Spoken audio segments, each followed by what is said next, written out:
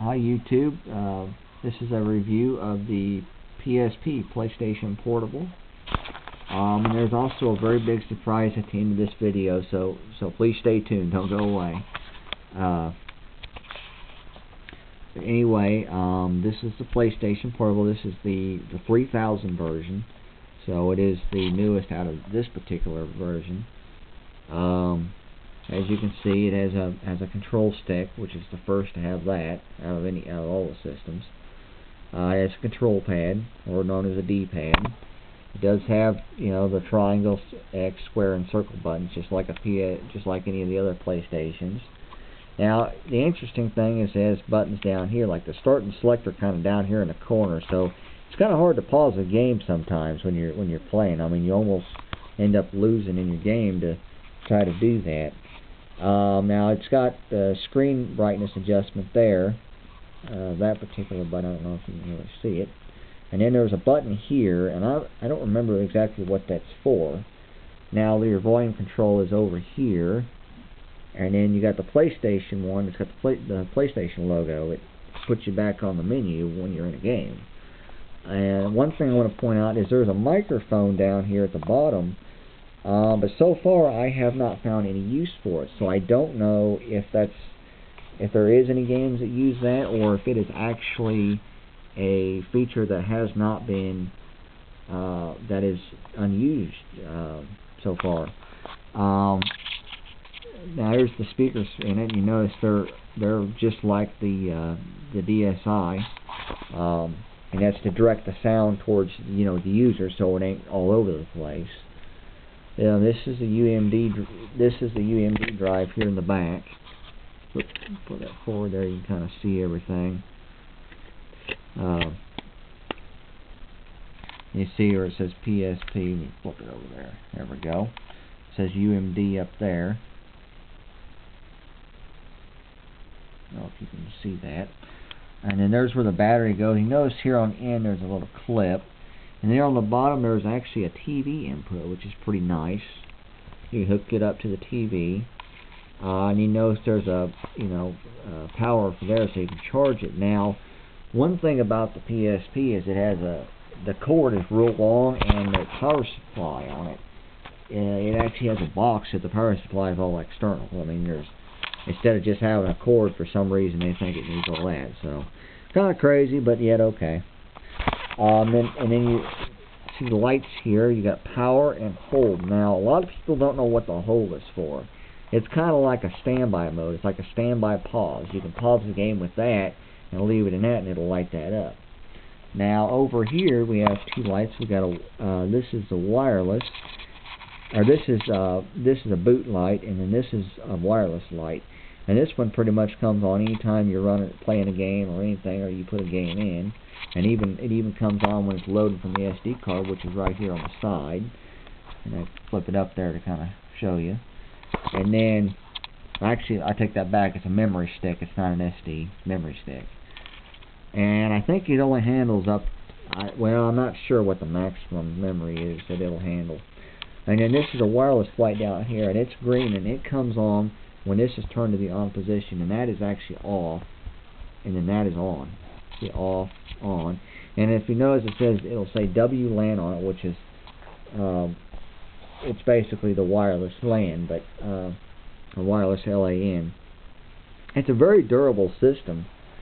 There is one complaint, and that is the UMD drive goes out on them, and they don't want to get that famous disk read error. Overall, well built though. Other than that, there's a little spot here for like a strap.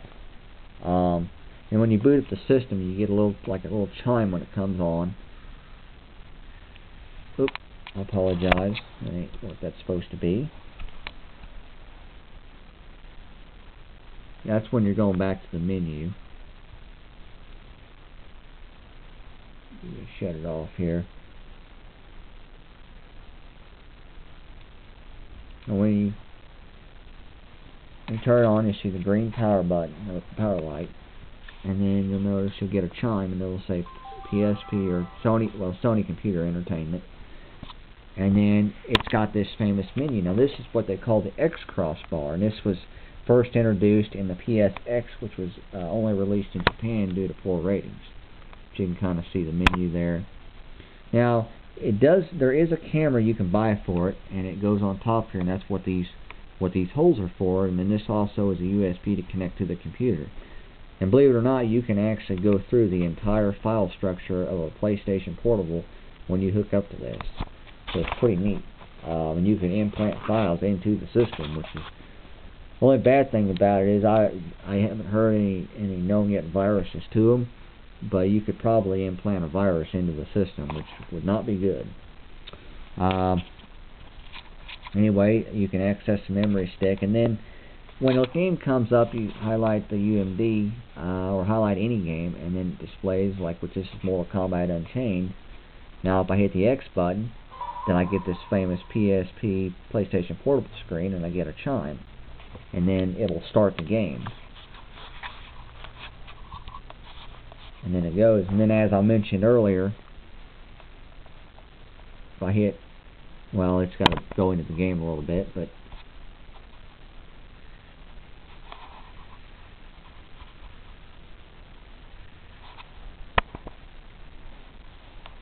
what's going on here? Okay, there it goes. Anyway, see that, and then when I hit the PlayStation button, I can see where my volume's set, and it asks me if I really want to quit, and I hit yes. And then it says please wait, and it boots back to the menu. And that's what I was talking about earlier. And then up here you see your battery indicator, and then you got your clock and stuff, which is pretty nice. It does have an internet browser. It also has internet radio, and then it also has what they call remote play, and that connects to the PlayStation 3, which is very nice.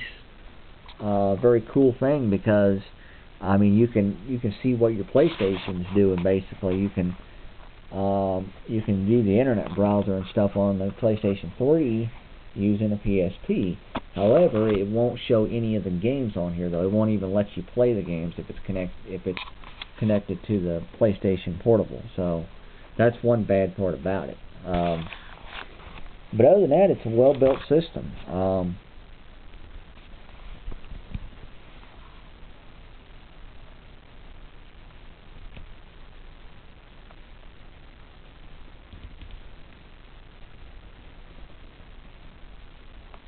It doesn't matter, I'm shutting it down here. If you shut it down, you got to hold the button and then it goes off. But for the most part, yeah, it's pretty durable. You got your R and L, and then it's got a little thing here to close it. Now, on the original PlayStation Portables, it actually had a latch, and there was an issue with those. People would drop them, and the latch would break, and then you'd see, PlayStation Portables with them duct taped or, basically taped up, trying to hold the drive closed. But other than that, and the drive read error, that's about the only issues. Now, as I was talking about, a preview of the PlayStation Portable 2, which is known as PSP2. It's going to be it's going to be an excellent system, except for the fact that they're already having problems with it overheating. It's got a 5.6-inch screen, so it's a pretty good sized screen. The controller, which is it's all built in. It's got the screen slides up and down. But the controls on it are basically similar to a dual stock controller. The system is pretty well square. It's like the screen is wide, pretty much as wide as the whole PSP together. It will not have, Sony has not officially confirmed if it won't have UMD, but pretty sure it won't. Pretty sure it'll be digital because there's not going to be enough room. Now it's supposed to actually exceed the power of an Xbox 360, which the Xbox 360 is not quite as powerful as a PS3, so it's going to be right in between the two. However, the problem is they can perfect the technology, but they don't have a lithium battery big enough to power the system. So that's the only issue with it. It's going to have 1 gig of memory, while like the 360 has 512. So that'll be kind of interesting. For for the most part, that's about it for it so far. There's not much other detail. It will play, it'll have downloadable movies just like the PSP. One other thing I want to mention about the PlayStation Portable, if I can get this movie out of here, and you guessed it right, movies. The UMD drive features movies. You actually could buy movies. And this is National Treasure 2, and it's the same, looks just like a game disc. It's actually pretty cool that you can do that, but they do have the digital download now, so they've pretty well quit making UMD movies, and they didn't make a lot. There wasn't really a big selection, so you kind of got to bear with that. And then on top of the disc read errors, so, that didn't help. But now these were full-fledged movies, and the quality isn't quite as good as a DVD, but they're still pretty good. That's pretty much it for the movies. And that pretty well concludes the review of the PSP, PlayStation Portable, and preview of PSP2, known as PlayStation Portable 2.